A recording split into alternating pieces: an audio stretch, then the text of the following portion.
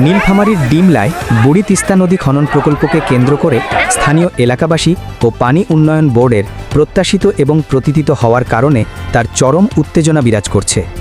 শতকোটি টাকার এই প্রকল্পের বিরুদ্ধে প্রতিবাদ জানাতে শুক্রবার 5ই ডিসেম্বর রাতে ডিমলার কুটিরডাঙ্গা গ্রাম থেকে প্রায় 5,000 নারী পুরুষ ও শিশু মশাল হাতে এক বিশাল বিক্ষোভ মিছিল বের করে। বিক্ষোভে অংশ নেওয়া 5 গ্রামের মানুষের প্রধান অভিযোগ হল, যদি এই নদী খনন করা হয় তবে হাজার হাজার পরিবার তাদের 3 ফসলি জমি এবং ভিটেমাটি হারিয়ে বাস্তুচ্যুত ও নিঃস্ব হয়ে পড়বে। বর্তমানে এই জমিতে ধান, ভুট্টা, আলু, মরিচ, পেঁয়াজ সহ বছরে 3 থেকে 4টি গুরুত্বপূর্ণ ফসল উৎপন্ন হয়। আন্দোলনকারীদের মূল অভিযোগ ফ্যাসিস্ট সরকারের ভুয়া প্রকল্প। আমরা রোহিঙ্গা যদি 5 কোটি 6 কোটি রোহিঙ্গা যদি জায়গা দিতে পারে তাহলে আমার জায়গা দিতে পারে না সরকার? আমার কি বাড়িতে কি আসছে নাকি? আজকের এই নীলফামারী জেলার ডিমলা থানার অন্তর্গত কুটিরডাঙ্গা সহ 5টি মৌজা, এখানে একটি বৃহৎ সমস্যা।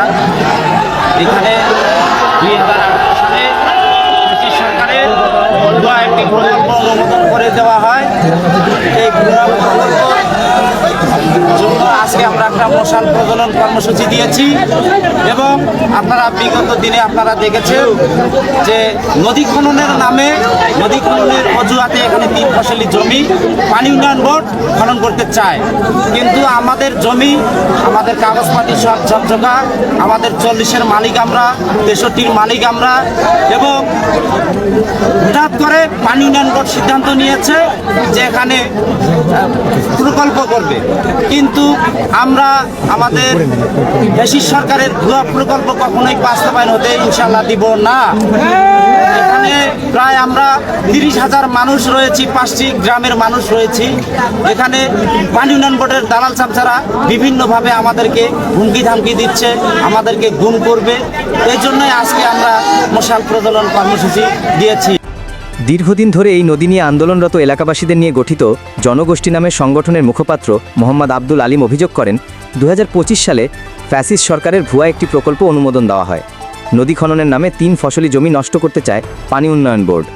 জমির কাগজপত্র অনুযায়ী মূল মালিক স্থানীয়রা হওয়া সত্ত্বেও পাওবো এখানে প্রকল্প করার সিদ্ধান্ত নিয়েছে। তিনি হুঁশিয়ারি দিয়ে বলেন, আমরা ফ্যাসিস্ট সরকারের এই প্রকল্প বাস্তবায়ন হতে দেব না।